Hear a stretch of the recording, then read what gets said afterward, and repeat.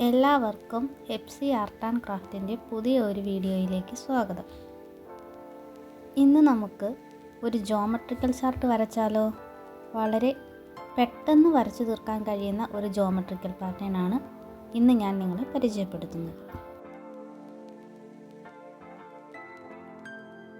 കോമ്പസും പെൻസിലും ഉപയോഗിച്ച് ഒരു വൃത്തം വരയ്ക്കുന്നു. ഞാനിവിടെ 7 സെൻറ്റിമീറ്റർ അളവിലാണ് വൃത്തം വരച്ചിരിക്കുന്നത്. കൃത്യമായ ഒരളവുകൾ ഒന്നും തന്നെ ഈ ജോമെട്രിക്കൽ ചാർട്ട് വരയ്ക്കുന്നതിന് ആവശ്യമില്ല. അതുകൊണ്ട് തന്നെ നിങ്ങൾക്ക് ഇഷ്ടമുള്ള ഒരു അളവിൽ വൃത്തം വരയ്ക്കാവുന്നതാണ്. തുടർന്ന് ഈ കാണുന്നത് പോലെ ലഭിച്ച വൃത്തത്തിൻ്റെ ഏതെങ്കിലും ഒരു രേഖയിൽ വെച്ച് വീണ്ടും വൃത്തത്തിനുള്ളിലൂടെ അടുത്ത വൃത്തം വരയ്ക്കുന്നു. ഇപ്പോൾ 2 വൃത്തങ്ങൾ തമ്മിൽ ചേർന്ന പോയിന്റിൽ വീണ്ടും കോമ്പസ് വെച്ച് ഇതുപോലെ വൃത്തം വരയ്ക്കുന്നു. ഇങ്ങനെ ആദ്യം ലഭിച്ച വൃത്തത്തിൻ്റെ ചുറ്റും വൃത്തങ്ങൾ വരയ്ക്കുന്നു.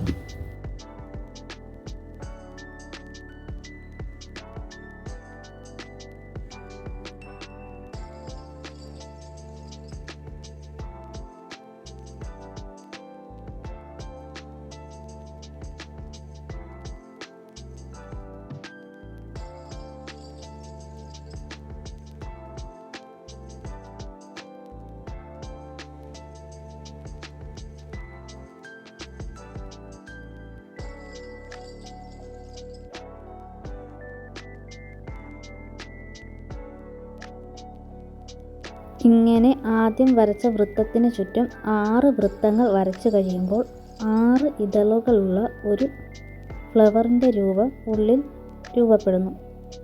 ഈ കാണുന്നത് പോലെ പെൻസിലും സ്കെയിലും ഉപയോഗിച്ച് ഈ പൂക്കളുടെ ഇതളുകളുടെ ഉള്ളിലൂടെ ഇതുപോലെ രേഖകൾ വരയ്ക്കുക.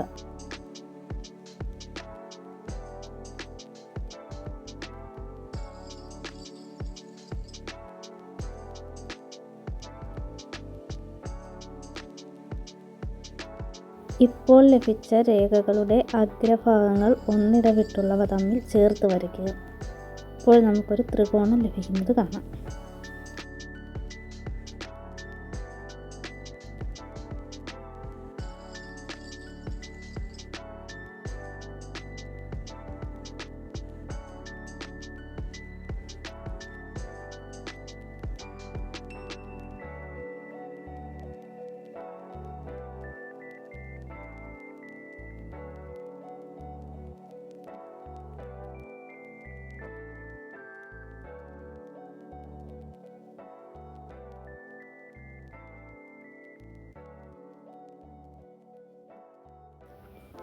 ഇനി ഈ കാണുന്നത് പോലെ ബാക്കിയുള്ള 3 അഗ്രകങ്ങളും മുൻപ് വരച്ച ത്രികോണത്തിലേക്ക് ചേർത്ത് വരയ്ക്കുക.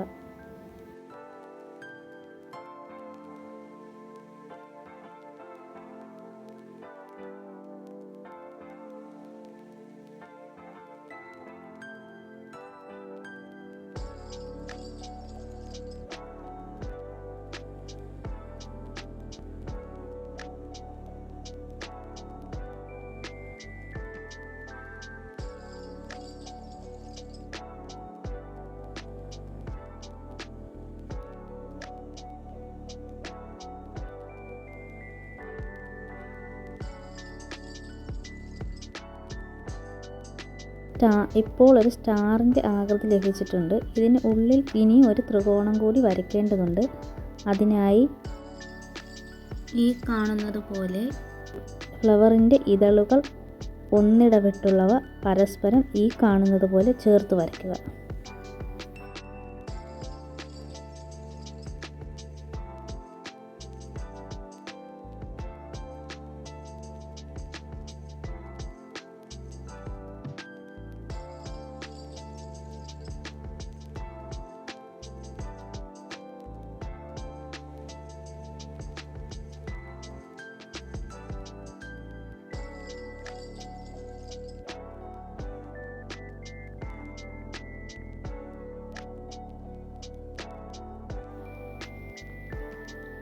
അടിയിൽ കാണുന്ന വലിയ ത്രികോണത്തിൻ്റെ 3 മൂലകളിൽ നിന്നും കേന്ദ്ര ബിന്ദുവിലേക്ക് രേഖകൾ വരച്ച് ചേർക്കുക.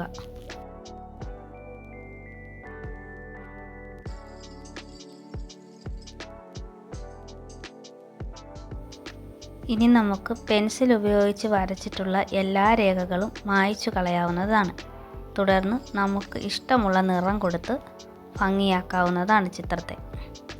ഞാനിവിടെ കറുപ്പ്, ബ്രൗൺ, റെഡ് എന്നീ കളറുകളാണ് ഉപയോഗിച്ചിരിക്കുന്നത്.